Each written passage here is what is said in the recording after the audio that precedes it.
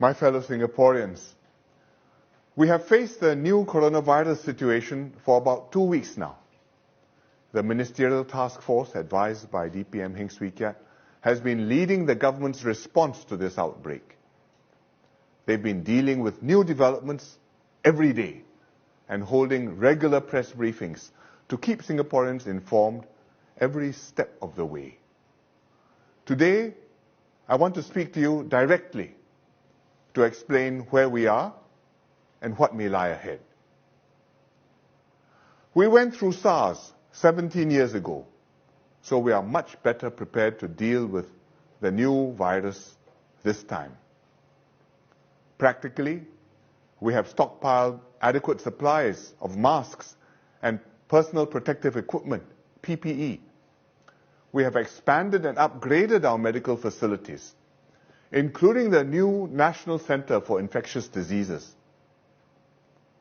We have more advanced research capabilities to study the virus. We have more well-trained doctors and nurses to deal with this situation. We are psychologically better prepared too. Singaporeans know what to expect and how to react. Most importantly, having overcome SARS once, we know that we can pull through this too. The new coronavirus is similar to SARS, but with two important differences. First, the new virus is more infectious than SARS. Therefore, it's harder to stop it from spreading. Second, the new virus is much less dangerous than SARS. About 10% of those who caught SARS died. With a new virus, outside of Hubei province, the mortality rate is so far only 0.2%. In comparison, seasonal influenza has a death rate of 0.1%. So in terms of mortality, the new virus is much closer to influenza than SARS. But the situation is still evolving. Every day brings new developments, and we have to respond promptly and dynamically. So far, most of our cases have either been imported from China or can be traced to imported cases.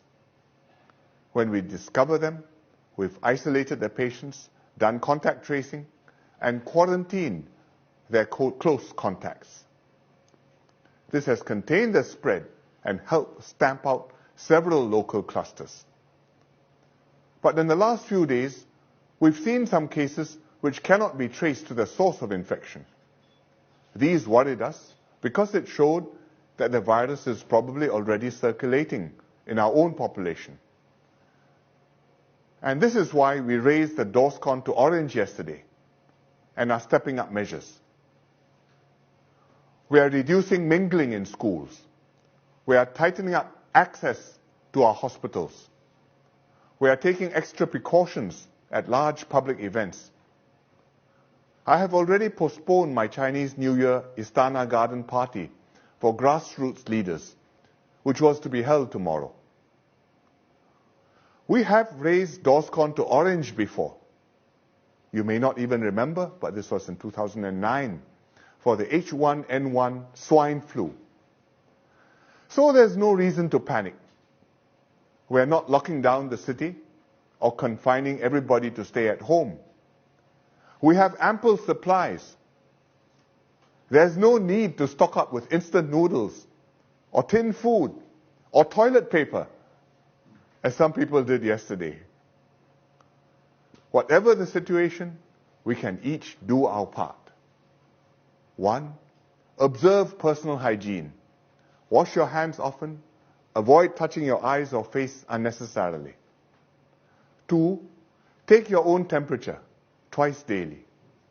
And 3, if you're not well, please avoid crowded places and see a doctor immediately.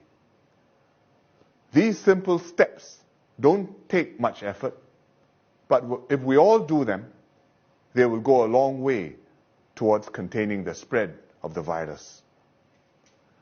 Right now, We are continuing to do contact tracing and to quarantine close contacts.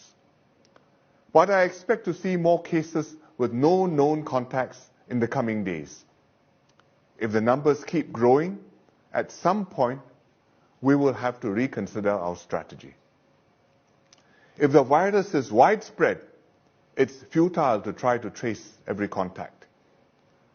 If we still hospitalize and isolate every suspect case, our hospitals will be overwhelmed. At that point, provided the fatality rate stays low, like flu, we should shift our approach.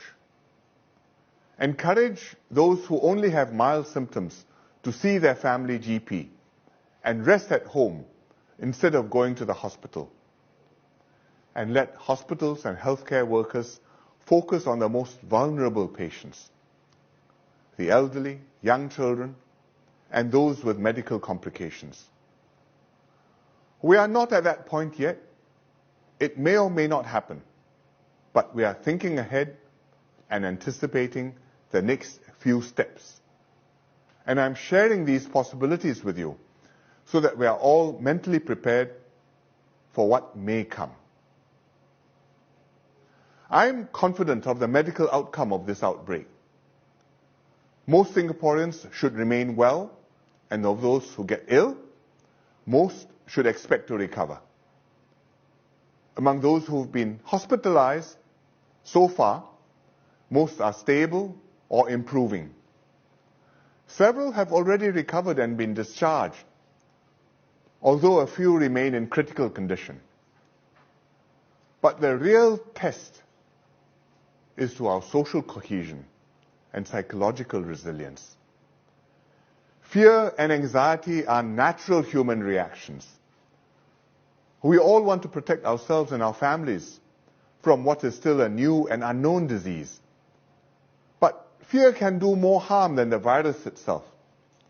It can make us panic or do things which make matters worse, like circulating rumors online, hoarding face masks or food, or blaming particular groups for the outbreak. Instead, we should take courage and see through this stressful time together. That is, in fact, what many Singaporeans are doing. Grassroots leaders and Team Nila volunteers have stepped forward to help distribute masks to households. University students are delivering food daily to schoolmates confined to their dorms on leave of absence. Healthcare workers are on the front line, treating patients in hospitals and clinics and helping them get well again. Business federations, unions, public transport workers are going the extra mile to maintain services, take care of workers, and keep Singapore running. They are inspirations to all of us. This is what it means to be Singaporean. This is who we are. Let us stay united and resolute in this new coronavirus outbreak. Take sensible precautions, help one another, stay calm, and carry on with our lives.